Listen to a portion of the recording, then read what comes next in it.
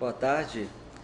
Hoje estaremos falando sobre desmame da ventilação mecânica invasiva.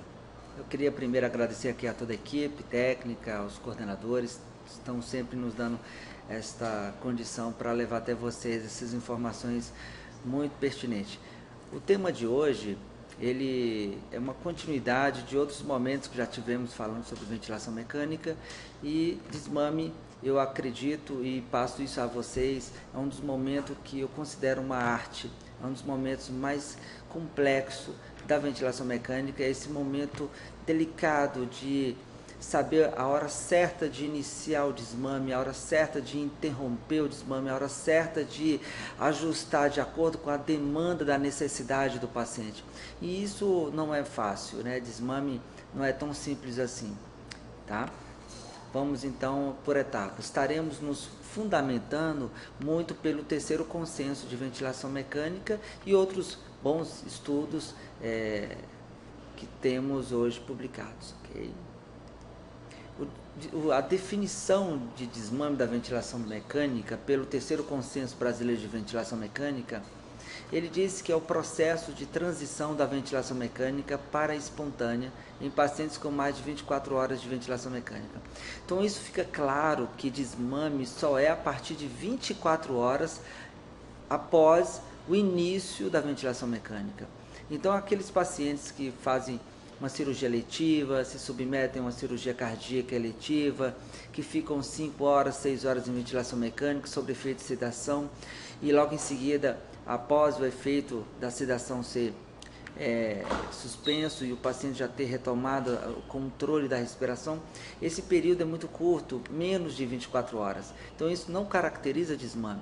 Desmame é somente após 24 horas, tudo bem?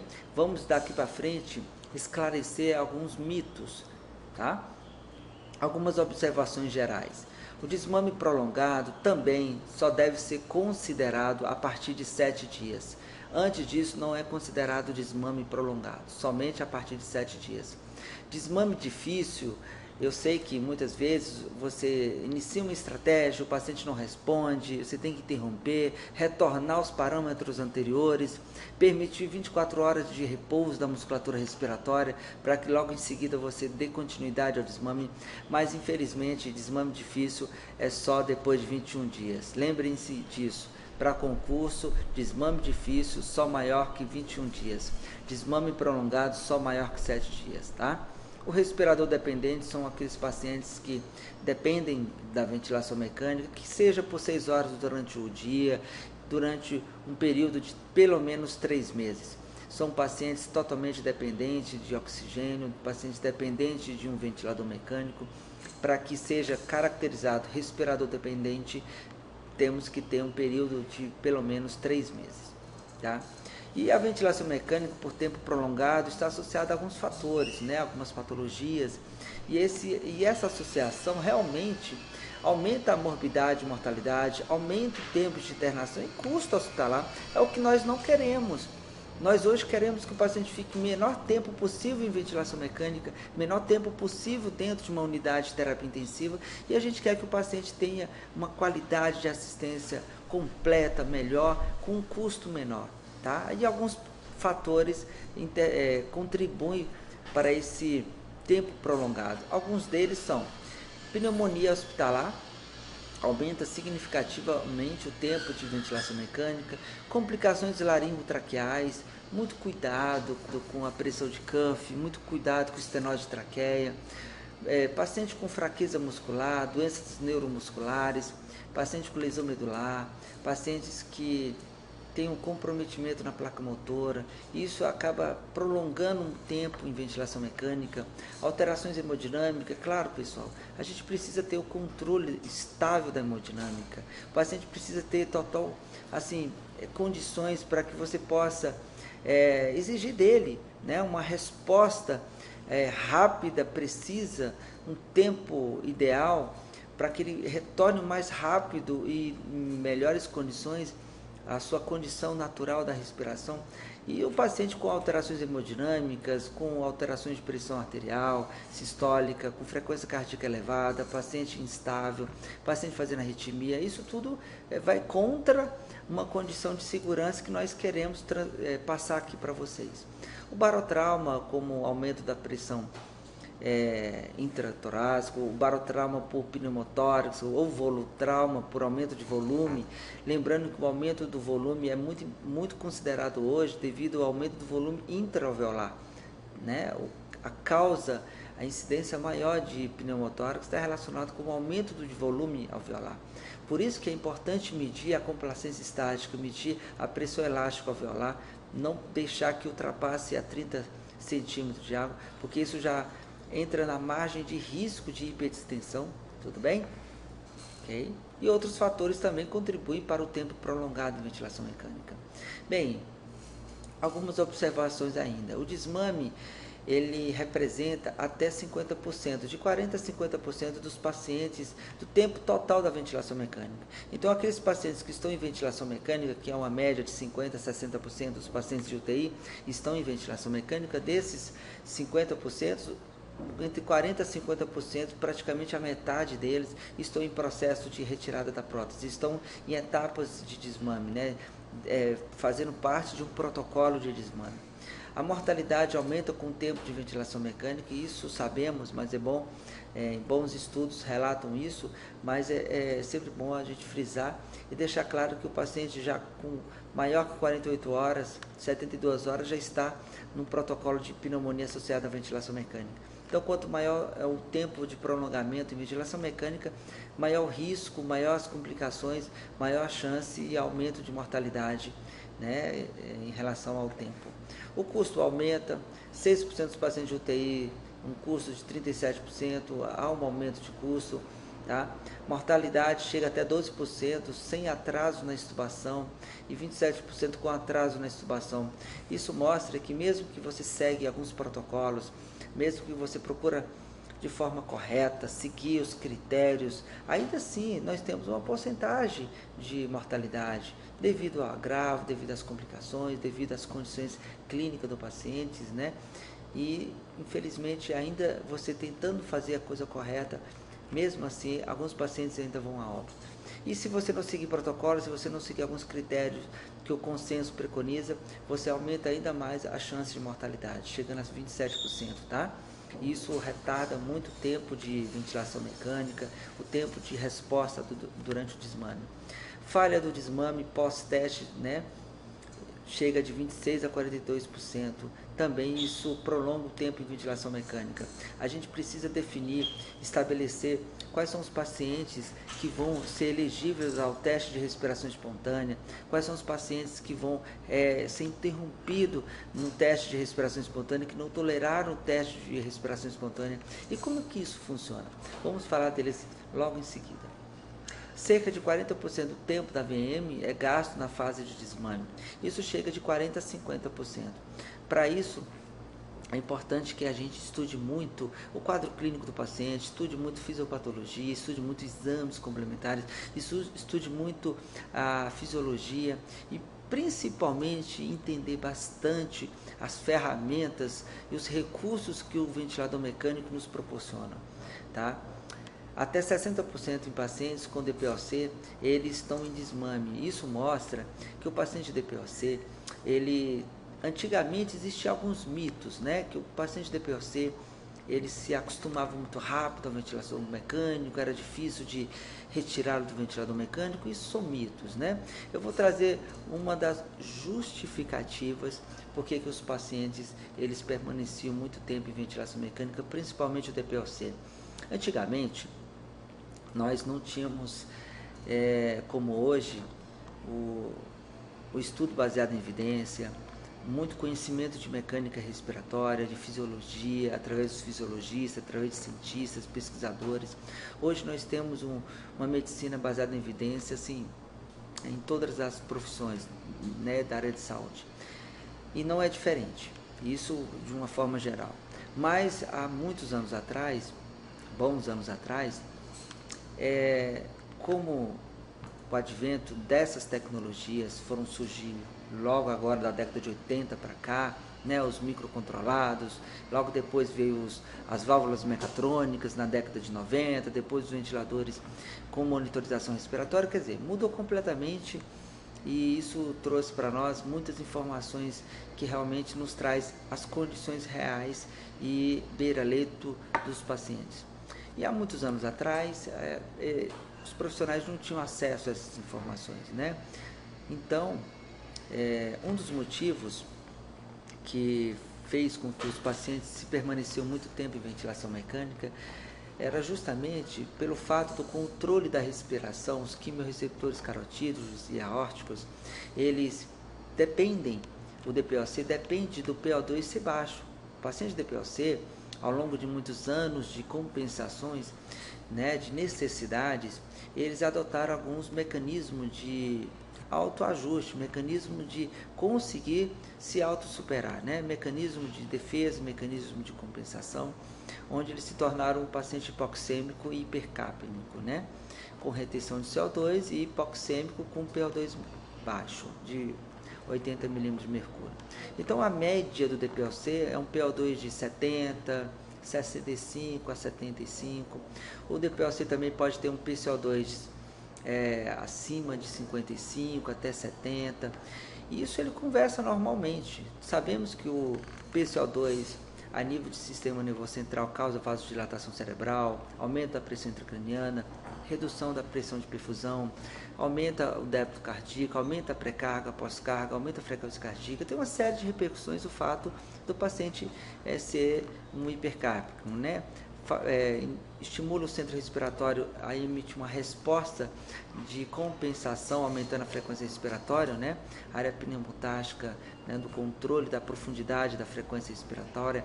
Então, enfim, o paciente DPOC ele depende do PCO2 ser alto e do PO2 ser baixo.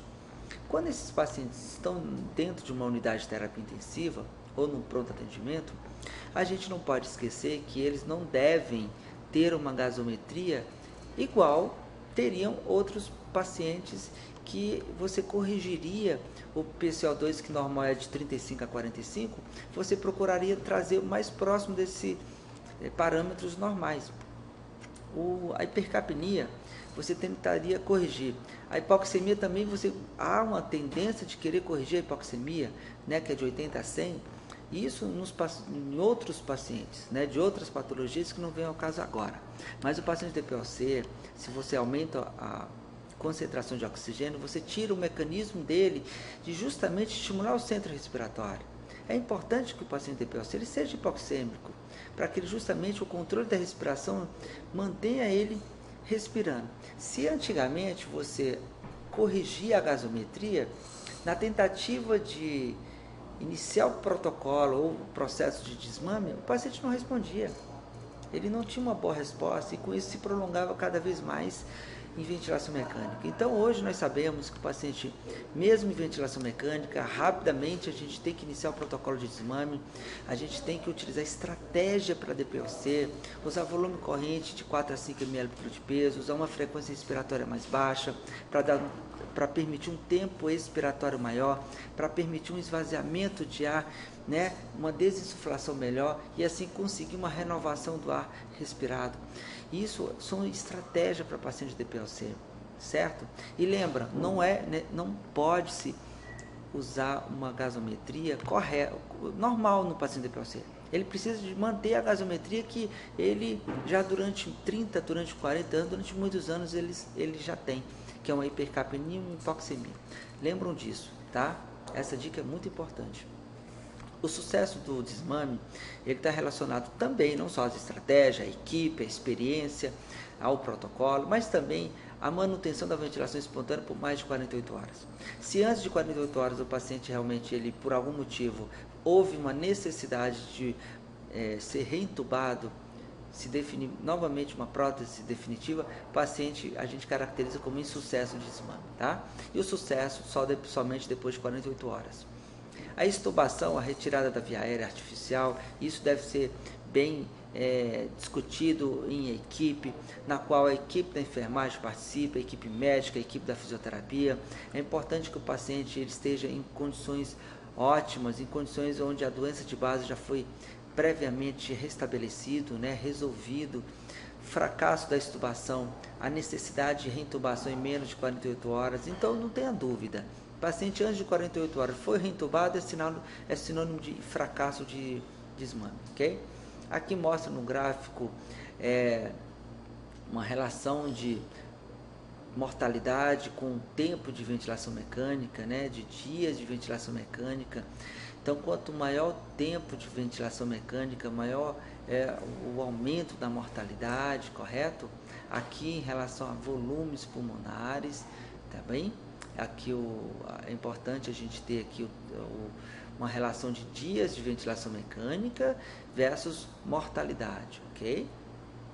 Então isso mostra muito bem que realmente os pacientes, quanto maior tempo em ventilação mecânica, isso aumenta a mortalidade. É o que nós não queremos. O que a gente quer é que o paciente fique tempo mínimo para que ele possa sair com ótimas condições e que ele tenha uma qualidade de vida excelente, né? Falência da extubação, reintubação antes de 48 horas após a extubação, ok. Maior incidência de pneumonia associada à ventilação mecânica, a partir de 48, 72 horas o paciente já entra no protocolo de PAV. Maior tempo de UTI, aproximadamente 43%, né? Os pacientes, eles prolongam devido ao quadro de infecção pulmonar. Maior mortalidade, aumenta isso em 21,2%, ok. Como objetivo da ventilação mecânica, dentro de um ponto de vista de desmame, é uma estratégia que reduz o tempo de ventilação mecânica sem aumentar a incidência de reintubação. A estratégia ela é necessária e ela é necessária a ser repassada a toda a equipe. Toda a equipe tem que seguir a estratégia, tem que seguir o protocolo, o modelo que já foi discutido, já foi previamente pontuado, todos os pontos, as dúvidas, esclarecido, permitido treinamento, né? Multiplicar esses conhecimentos, você aprender fazendo junto, isso é muito bom. É muito bom você fazer parte de um núcleo de educação permanente, é muito bom você multiplicar esses conhecimentos. Então, as estratégias, elas têm que ser seguidas. O consenso mostra que a instituição que tem protocolo, que adota estratégia, isso aumenta o sucesso em mais de 70%, tá? Simplifica também e uniformiza o desmame da ventilação mecânica, evita o achismo, evita o empirismo. Se cada um fizer de um jeito, vai ter resultados diferentes. Então, se a gente segue um protocolo, estratégias corretas, a tendência é termos resultados corretos, ok? Quando iniciar o desmame? É uma pergunta que muitos se falam, mas é simples de responder. O desmame ele deve ser iniciado logo em seguida que o paciente ele foi instalado uma prótese definitiva, que foi instalado uma ventilação mecânica. Você já tem que começar a pensar nas estratégias, no tempo, em como fazer esse paciente resolver logo a doença de base e já dar início a um processo de desmame. A reversibilidade ou controle do evento que motivou a ventilação mecânica tem que estar revertido, senão o paciente vai ter risco dele ser reintubado ou de não tolerar a estratégia de desmame. Presença de drive respiratório estável, o paciente tem que ter controle da respiração, né, para que você possa dar início ao processo de desmame. Se ele não tem controle da respiração, se ele tem um drive respiratório diminuído, um Glasgow menor que 8, ou se ele tem um drive respiratório aumentado maior que 6, é muito difícil ele responder bem a um ajuste fino, né, de interação. Isso requer uma habilidade precisa, uma habilidade muito grande do profissional. Isso conta muito, pessoal, né? A formação, a habilidade do profissional, a experiência do profissional, para que ele possa, olhando para o paciente, avaliando, examinando, definir o que o paciente está lhe dizendo que ele necessita. Muitas vezes, ou na grande maioria das vezes, a gente não vai fazer o que eu acho mais fácil para mim, não. Precisamos fazer o que é melhor para o paciente, precisamos fazer o que o paciente nos demonstra que ele necessita, tá certo? Se é aumento de fluxo para melhorar uma interação, se é ajuste de sensibilidade para diminuir o esforço do trach, do disparo, se é uma melhora da interação do sincronismo, né, da máquina e do paciente, tudo bem? é importante a gente permitir uma estabilidade cardiovascular para que você possa iniciar um desmame. Paciente instável, paciente com arritmia, paciente com aumento de frequência cardíaca acima de 140, paciente com taquicárdio, paciente com hipertensão, aumento de pressão sistólica em mais de 20%, é muito perigoso. Temos que ter estabilidade, sim, hemodinâmica, estabilidade cardiovascular. Equilíbrio ácido básico, pH entre 7,3 e 7,5 também. Vamos monitorar, né, o balanço hídrico, né, balanço negativo, positivo, em que condições nós estamos conduzindo um desmame com o paciente crítico, ok? Muito importante o conhecimento de exames complementares, né? Muito importante o conhecimento de você saber interpretar esses exames, para você poder realmente identificar possibilidade de falhas, de riscos que possam interferir na sua estratégia, tudo bem? E quando ainda iniciar o desmame? Primeiro a gente precisa ter uma troca gasosa adequada, uma relação PO2-FiO2, que o normal seria acima de 300.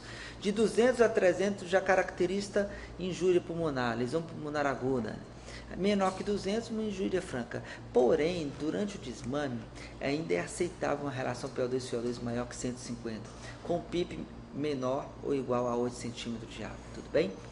Correção de sobrecarga hídrica, a gente precisa ter correção, precisamos monitorar o balanço, né? Eletrólito sérico, sódio, potássio, cálcio, magnésio, devem estar normais, porque eles interferem na contração cardíaca, eles interferem na contração muscular, eles interferem na evolução do processo de desmame. Por isso que precisamos, né, ter o controle dos eletrólitos, todos normais, a capacidade de reflexo do oxígeno presente é muito importante. E o grau de evidência? Isso fundamenta as nossas estratégias. Você sabia que o grau de evidência A é sempre recomendado ser utilizado? A recomendação ela é conclusiva, sendo adotada por unanimidade, conduta conclusivamente utilizada e segura, é eficaz e segurança comprovada. Quase sempre se requer nível de evidência 1 ou 2 para que este grau de recomendação seja adotado. Você não tenha dúvida, tá? Grau de evidência A você pode fazer, sucesso. Grau de evidência B deve ser geralmente indicado. A recomendação considerável e aceitável, mas com ressalvas, né? Conduta aceitável e segura, grande potencial de utilidade, mas ainda sem comprovação em alguns pontos, né? Precisamos ainda, embora muitos estudos comprovam a sua eficácia, mas a gente deve usar, mas com alguns critérios, tudo bem? O grau de evidência C ele fica a critério pessoal, né? Da equipe, da discussão multiprofissional. A recomendação é indefinida, porém, aí entra a experiência do profissional, aí entra, né, a formação, entra a maturidade, entra o conhecimento dos equipamentos, entra o conhecimento da fisiologia, da fisiopatologia, do quadro clínico, a conduta a respeito da qual não há evidência segura a favor ou contra, quanto à eficácia e segurança, porém, a sua experiência ela tem muito valor, ela conta muito, tá certo? O grau de evidência D, em geral, não se deve usar. Conduta não ainda é recomendada, embora possa em algum contexto excepcional ser adotado. Tratando-se de opção muito fraca, né? E grau de evidência E nunca deve ser usado, não recomendado por unanimidade, né? Os estudos não são conclusivos, o desenho dos estudos eles mostram muitas falhas, né, dos resultados e há um risco muito maior. Grau de evidência E você não deve utilizar. E algumas definições, né, da ventilação mecânica, do desmame, da interrupção da ventilação mecânica, pacientes que toleram o teste de respiração espontânea, eles podem ou não ser elegíveis para extubação. É importante que logo cedo, pela manhã, na passagem de plantão, na visita horizontal de toda a equipe, você já eleger qual paciente que vai iniciar o desmame, vai participar do teste de respiração espontânea, ok? Ele deve ser um teste de respiração espontânea simples e eficaz. Você pode utilizar o tubo T ou a pressão de suporte de 7 cm de água ou CPAP de 5 cm de água. Os estudos diversos mostraram que não há Qual que é melhor, tubo T ou pressão de suporte de 7 centímetros de água? Os dois foram unânimes, os dois mostraram ótimos resultados e pequenas diferenças, tá? O sucesso e fracasso do desmame está relacionado também ao tempo, né? Se antes de 48 horas o paciente ele for reintubado, é insucesso do desmame, né? Considerado fracasso ou falência, o retorno necessário neste período. E maior que 48 horas, o paciente de ventilação mecânica, você não tenha dúvida que o paciente ele teve um sucesso. O teste de respiração espontânea ele deve ser bem sucedido, ele deve seguir critérios, seguir protocolos, né? Não pode ser feito também de qualquer forma. Ah, fulano de tal faz de um jeito, ciclano faz de outro. Não. Temos que seguir critérios. O paciente precisa ser avaliado quanto à retirada da via aérea artificial. O paciente precisa ser feito alguns testes, né, de volume, com cuff desuflado. É importante você ter certeza que a pressão do cuff tem sido bem monitorado, para que o paciente não possa ter um risco de estenose de traqueia, rouquidão laríngeo. O paciente, através de alguns testes e de alguns critérios de resoluções da doença de base, nós sabemos realmente, através de raio-x, gasometria e nível de consciência, drive respiratório, padrão respiratório, ritmo respiratório, expansibilidade torácica, mobilidade torácica. Isso tudo permite a gente ter uma possibilidade de avaliar bem, com muita riqueza de detalhe, se realmente o paciente tem condições de se manter fora do ventilador mecânico. Porque não basta apenas você estubar um paciente. Se antes de 48 horas ele foi reentubado, insucesso. Isso aí é ponto, já está definido pelo consenso. Mas se passou de 48 horas, é considerado que a estratégia foi correta, é considerado que o paciente realmente ele seguiu os critérios e respondeu muito bem, tá? Fracasso da interrupção da ventilação mecânica, o paciente que não tolera o teste de respiração espontânea. Ele não tolera o teste, então ele deve ser o quê? Retornado aos parâmetros anteriores e de preferência 24 horas de descanso no mínimo, para que você possa reverter uma fadiga, ok? Suporte ventilatório com repouso da musculatura, pelo menos 24 horas. Essa figura ela mostra muito bem um paciente com falência do desmame. O paciente está sudoreico, taquipneico, é um paciente que faz uso de musculatura acessória, né, intercostal, ou padrão respiratório paradoxal, fúrcula, né? É um paciente taquipneico, um paciente taquicárdico, é um paciente que tem vários sinais de intolerância, que não está respondendo à sua estratégia. Então não precisa ir muito longe. Ele apresentou 2 desses sinais que eu citei, você já interrompe. O paciente ficou taquicárdico, ficou hipertenso, ficou taquipneico, o paciente está fazendo uso de musculatura acessória, está usando um padrão paradoxal. Não tem que pensar 2 vezes, tem que interromper o desmame, fazer os ajustes necessários para que ele melhore o sincronismo, para que ele diminua o esforço respiratório, e a partir de 24 horas você vai retornar ao desmame novamente, tá? Paciente em ventilação mecânica prolongada, dependência por mais de 6 horas por dia, por um tempo superior a 3 semanas, apesar de programa de reabilitação, correção de alterações e utilização de novas técnicas. Então, aqueles pacientes que, mesmo durante o dia, ele passa pelo menos 6 horas, com tempo prolongado, é considerado um desmame prolongado. A importância de estratégias e protocolo, isso é um grau de evidência A. É inquestionável que onde se tem protocolo, onde se tem estratégia, tem qualidade, tem redução de custo, tem melhora de resposta, tem uma homogeneização das estratégias. A gente já sabe que o paciente vai responder, a gente já tem um sucesso de desmame muito grande, tudo bom? A recomendação é estabelecer estratégia. O grau de evidência é A. Okay? Comentários: estratégias com julgamentos clínicos e estilos individualizados contam muito. É importante a sua experiência, claro, é importante a sua formação, né? O conhecimento técnico, o conhecimento científico, o conhecimento clínico, é importante essa estratégia, o julgamento, né, clínico, né, dos estilos individuais. O empirismo, ele prolonga o tempo de ventilação mecânica, já havíamos comentado sobre isso. O paciente que faz só porque acha, sem critério nenhum, pode dar certo, como na grande maioria das vezes não dá certo. Então eu acho interessante quando eu chego no hospital, muitos colegas nos procuram para que a gente possa ajudá-los, né, a melhorar a sincronia, de sincronia em determinados pacientes. E a gente procura pontos que o paciente nos sinaliza do que ele necessita. A gente não vai só ficar avaliando exames, a gente não trata de exames.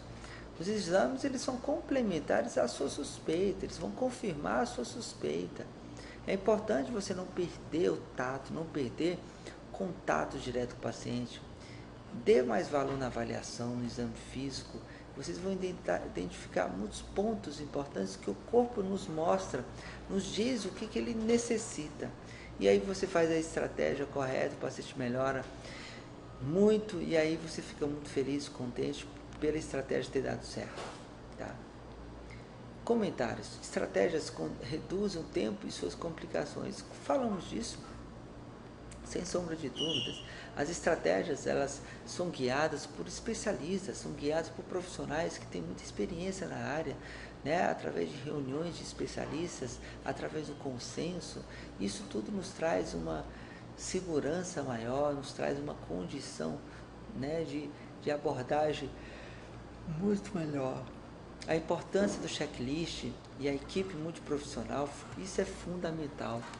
Precisamos montar um checklist na qual toda a equipe multiprofissional possa seguir, para que a gente possa antecipar problemas, falhas, a gente identificar com muita rapidez isso.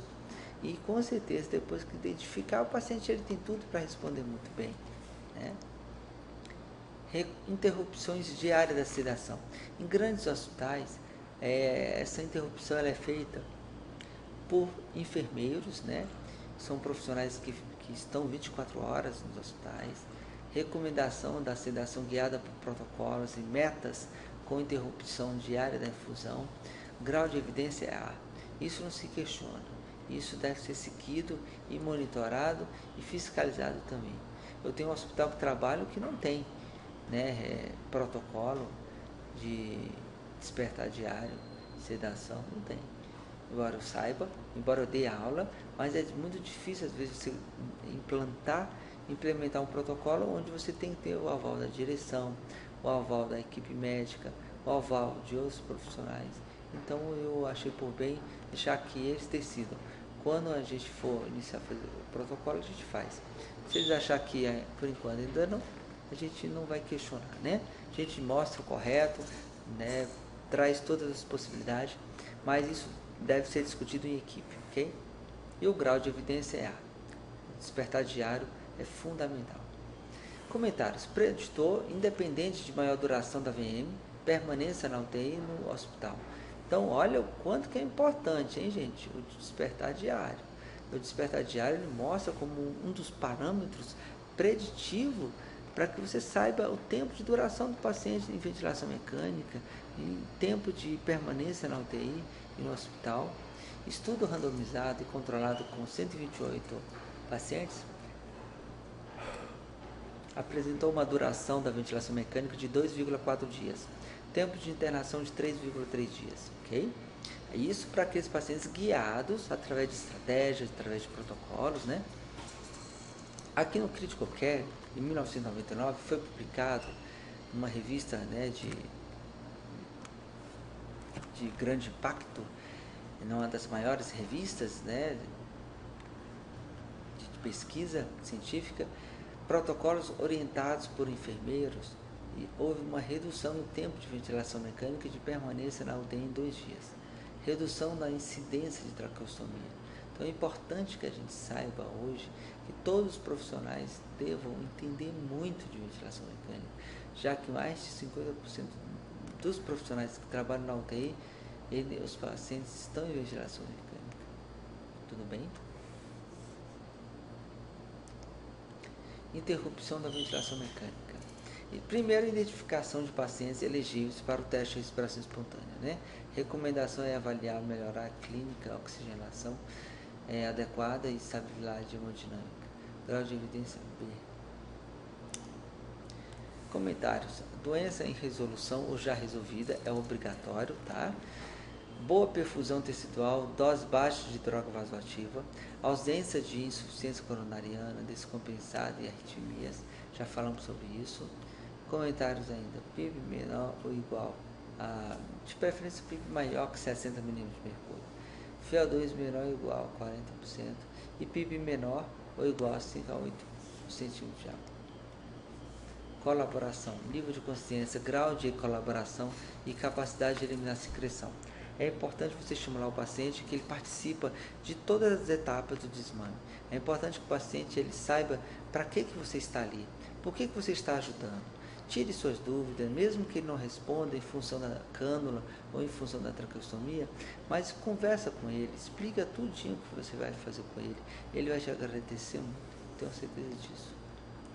Como fazer o teste de respiração espontânea? Você pode utilizar 30 minutos ou 2 horas.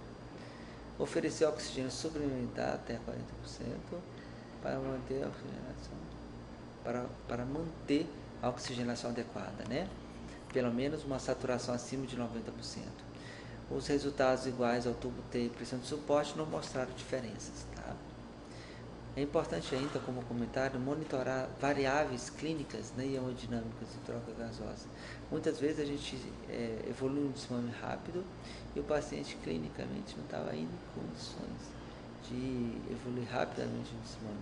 Ela precisava ser colocada numa poltrona, ela precisava ter um conforto melhor, ela precisava andar um pouco na unidade hospitalar, de maneira que isso iria beneficiá-la muito, tá? Se retornar à ventilação mecânica antes de 48 horas, repito, é considerado insucesso. Se recuperar só depois de 48 horas, aí você pode ficar tranquilo que pelo menos você fez a coisa certa, tá? Tudo bem? Frequência respiratória, isso como parâmetros clínicos e funcionais para interromper. Agora eu vou parar o teste de respiração espontânea. Mas por que eu vou parar? A frequência respiratória está elevada, maior que 35 incursões por minuto. Isso representa aumento de demanda ventilatória. Isso faz com que o paciente há um aprisionamento de ar, TRAPE, alto PIP, aumenta o trabalho, sobrecarga, né? A saturação for baixa, menor que 90%, isso mostra que o paciente está consumindo muito oxigênio. Frequência cardíaca maior que 140 batimentos por minuto, o paciente está taquicárdico, desaturando, taquipneico, o paciente tem que ser entubado. Tudo bem? Pressão arterial sistólica maior que 180 milímetros, mais 40. Ok. Isso aí é protocolo, né? A gente não pode ser diferente. Então, frequência cardíaca maior que 140 batimentos por minuto é muito alta, né? Pressão arterial sistólica maior que 180 milímetros por minuto ou menor que 90 milímetros por minuto. Paciente com hipercapnia ou hipoxemia, ele pode apresentar quadro de agitação, sudorese, alteração do nível de consciência. Muito cuidado com a hipercapnia permissiva. O paciente pode ter depressão do centro respiratório por hipercapnia, né, por retenção de CO2. Conduta no paciente que não passou no teste de respiração espontânea. Primeira coisa, a recomendação é retornar à ventilação mecânica, né, a permanecer por 24 horas confortável e reavaliar e tratar causas de intolerância. Grau de evidência é A, isso é inquestionável. Comentários: recuperação funcional do sistema respiratório, sedativos e eletrólitos. Já certificamos que o paciente e os eletrólitos estão normais, certificamos que a doença de base foi resolvida, já o raio-x mostrou que o paciente está muito bom, o paciente tem já um nível de consciência que é compatível com a retirada da prótese, o paciente agora apresenta fadiga muscular, a recuperação não ocorre em menor período do que 24 horas, tudo bem? Tudo tubo T 2 vezes ao dia ou 1 vez ao dia. É importante o tubo T para que você possa refletir com a equipe, né, discutir isso com a equipe, que em algumas situações do tubo T ela é muito importante, principalmente em paciente de cirurgia cardíaca. Paciente de cirurgia cardíaca, ela recebe uma pressão positiva. Isso vai gerar uma insuflação pulmonar de forma positiva, sem que o paciente faça muito esforço. A pressão negativa não, é o controle do início, meio e fim da respiração do paciente. E o tubo T, na hora que você instala o tubo T, o paciente ele tende a ter um retorno venoso maior, ele tende a ter uma sobrecarga cardíaca, e isso a gente monitora se o paciente vai tolerar bem ou não ele vai fazer alguma taquicardia, uma instabilidade hemodinâmica, enfim. Paciente em tubo T, e para pacientes cardiopatas, você tem mais riqueza de monitorização. É claro que também você pode utilizar pressão de suporte, sim, com pressão de suporte, tudo bem. Se houver uma necessidade de alarme, o respirador vai alarmar. Só que é uma pressão positiva. Pressão positiva no coração, ele diminui o débito cardíaco, diminui a pré-carga, diminui a pós-carga. O paciente tem uma tendência a ter hipotensão, então não é isso que eu quero com o meu paciente, tá bom? O paciente passou no teste, foi estubado ou não foi estubado? A capacidade de iniciar esforço respiratório, o paciente tem reflexo tossígeno, ele responde bem, né, aos medicamentos, o paciente responde bem aos antibióticos, né? O paciente tem que ter feito até aí uma cultura de secreção traqueal, o paciente tem que estar bem acompanhado por uma equipe multiprofissional que saiba lidar com pacientes críticos, né? O balanço hídrico agora como fatores a serem considerados antes da extubação. O controle do balanço hídrico, corrigir sobrecarga hídrica, eletrólitos, potássio, cálcio, magnésio, intervenção cirúrgica próxima, aí você não estuba, né? Se tiver uma intervenção cirúrgica para daqui 2 dias, você prefere mantê-lo, estabilizá-lo, para que ele possa responder bem ao processo de desmame, tudo bem? Monitorização direta e indireta do desmame ventilatório é muito importante. Na tentativa do desmame, alguns critérios, né? Quando você inicia, você tem a resolução da melhora significativa da causa de determinados, né, situações que devem já ter a doença de base resolvida, estabilidade hemodinâmica, troca gasosa apropriada, que já passamos. Nós temos no desmame um paciente em insuficiência respiratória, que seja hipoxêmico do tipo 1, ou hipercápico do tipo 2, ou a mista, né? O paciente, ou uma intubação preventiva, o paciente rebaixou o nível de consciência, é um paciente de risco, tem várias comorbidades, então faz a intubação, resolve logo, né, de início uma hipercapnia ou uma hipoxemia severa, até então você não sabe a causa do distúrbio de oxigenação, tá? Uma hipoxemia refratária, você precisa ter uma estratégia rápida, né, uma atitude imediata. Por isso que quem trabalha em pronto atendimento e terapia intensiva tem um perfil totalmente diferente de quem trabalha em postos de saúde, em CAIS. Não que eles também não tenham essa habilidade, esse conhecimento e saber lidar em qualquer situações. Mas dentro de uma unidade crítica, nós temos equipamentos multiparamétricos, nós temos tecnologias, nós temos todas as condições necessárias para dar um suporte de vida avançada e com uma equipe 24 horas completa, né? É isso que eu quero dizer.